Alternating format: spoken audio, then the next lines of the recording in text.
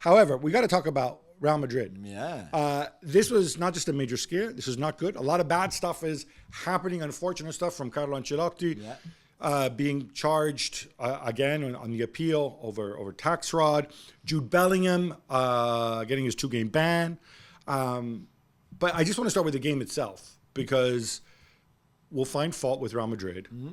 But I thought Leipzig approached the game in the right way. Yeah. And if our boy, Luis Openda, who I've been waxing lyrical about for so much, if he hadn't turned into no Penda, as I heard somebody joke, in this game, Real Madrid would be out. Yeah, they would be out. I think over the 2 legs, Leipzig were by far the better team. Even at home in the first leg where Brahim Diaz scored this wonderful goal for Real Madrid, but Leipzig were the better team already. They had a goal disallowed, remember, early on.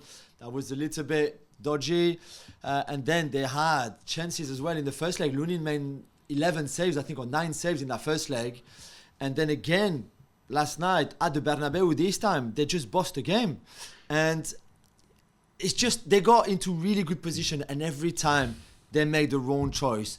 The decision making was terrible for them. The way they take their shot when they shouldn't have shot the ball, for example, when they pass when they should have taken a shot, all of that, plus the lack of efficiency, of course, with all the chances that they had. Did he get his lineup wrong? I think we can, we both love Carlo, but I think there's another one where the lineup he put out, it didn't work. Bellingham, I don't think he's fully fit, and he looks heavier. He just not as supple as he did earlier in the season. I'm not saying he's put on weight, but he's carrying an injury. I would assume that big thing we saw on his shoulder at the weekend.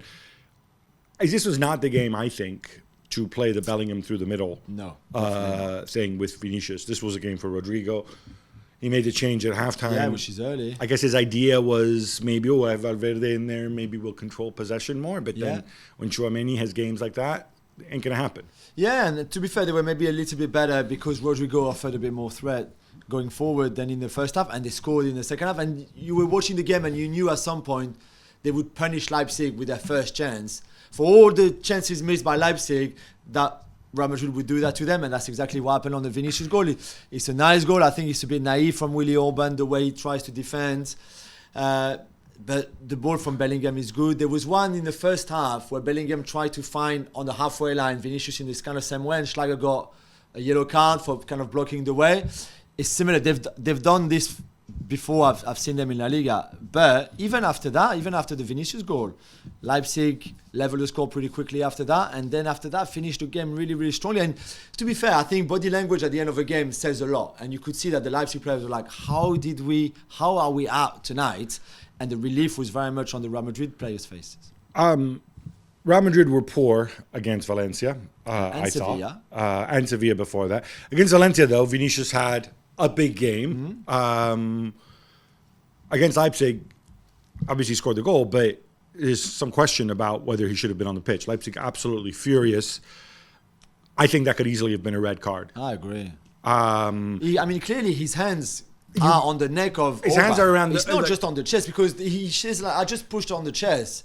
He didn't just put on the chest. Yeah, and I wonder at what point this becomes an issue, because you're playing on the edge. I don't want my best player, or my best player. It's probably not Bellingham, probably is whatever. But I don't want my biggest attacking threat down the wing to be in this situation where he can get himself sent off, where we have ideas. We're not talking about racist abuse, stuff like that. We're talking about him acting, like a bit of a butthole, frankly, in this game.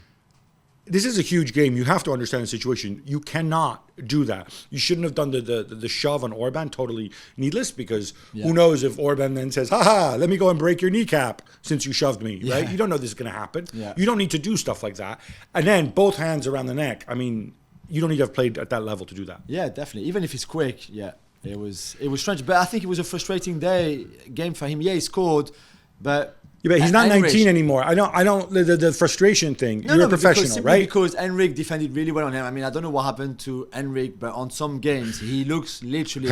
He looks like Cafu, and then Aida helping him out, and it was. I could see the frustration for Vinny, but you can't react like that. You have to live up to to your role as a pro. And he's done that many times. I think it's fair to expect that from him.